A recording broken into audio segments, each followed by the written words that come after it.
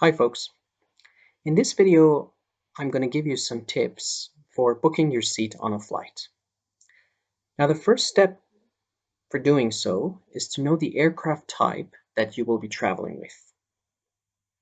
I'm just going to go back to my browser and show you where possibly you can find that kind of detail. So here I'm using Google Flights to book a ticket, say from London Heathrow to Dubai, and these are the list of flight suggestions I'm getting for that route.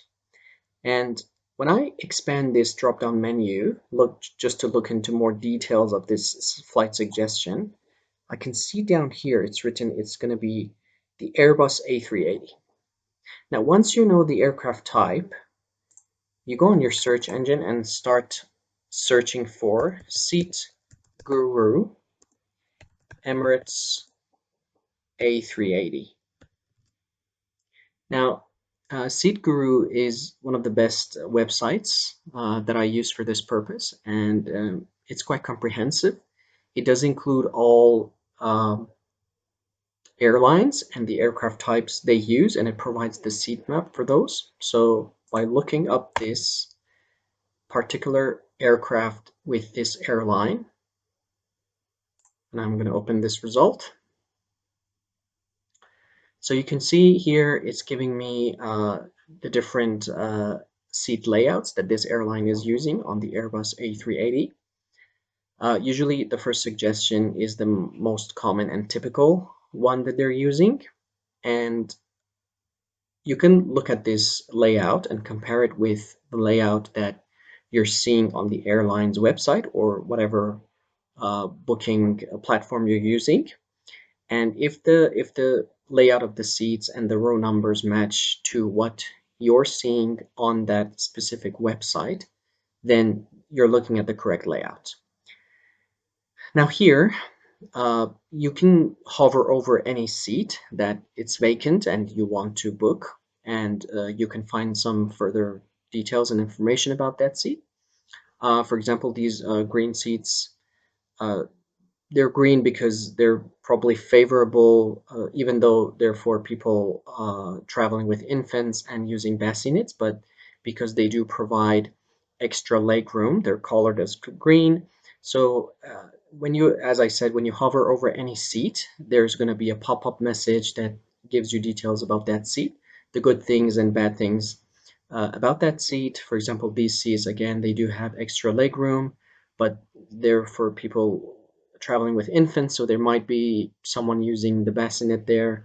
There's going to be some noise, but then at the same time, it's close to the galley, and there might be some noise and the flight attendants moving around all the time.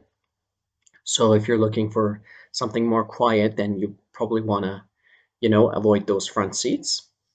Uh, let's look at some maybe negative seats. So while I scroll down, this is the back of the aircraft. I can see some seats are marked red. These are probably not good seats because they're close to the lavatories, as mentioned down there. And sometimes the end row seats, especially when they're in front of the exit doors, they don't incline. So you want to look at, the description for each seat and book the seat that best suits you. Uh, the other option you get is sometimes there are different pictures here that previous passengers have uploaded, so you can actually have a kind of real visualization of most of the seat types. Okay. And one more thing to mention, so you can see this gray area. You might wonder what those are. Those are actually the wings of the aircraft. So uh, it means from row 54 down to row 70 on this aircraft, if you want to book a window seat and you want to look outside, that's probably not going to be possible because you're going to have the wing outside and you won't be able to see beneath you. So if you're on a day flight, you want to have some view, even on a night flight, yet you can have good views of takeoffs and landings while you're approaching cities, then you probably want to avoid this section and just book uh, the part of the aircraft that there's no kind of wing or an obstacle in front of you. Okay, so now I want to go back to my presentation and uh, provide actually some more tips for some savvy people who are really want to dig into the details of booking a seat.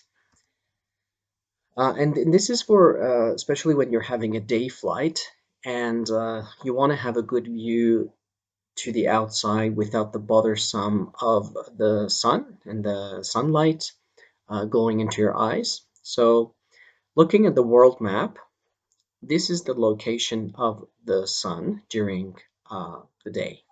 So it's going to be in the middle. So what I mean by this is if you're flying in the northern hemisphere, so the countries that are on the north side, say North America, parts of Europe and Asia, then this will be where the sunshine is going to come from. And if you're flying on the southern hemisphere, say in South Africa or South America or Australia, then you're going to have the sunshine from this angle. Now, I'm going to provide examples of two different countries, one from the northern hemisphere, Canada, and I'll pick a country from the southern hemisphere, Australia, and show you what I mean uh, about the direction of the sunlight when you're flying. So this is Canada, and and as we said, that's where the sun is. It's going to be angled from that side. Say that's the direction of your flight. So you're flying from, say, Ottawa or Toronto to Vancouver in British Columbia. So that's the direction you'll be flying for 4 hours. And as you can see, the left-hand side, if this is a day flight, then the left-hand side, all those seats on the left-hand side of the aircraft are going to have the sunlight directly glowing into their windows.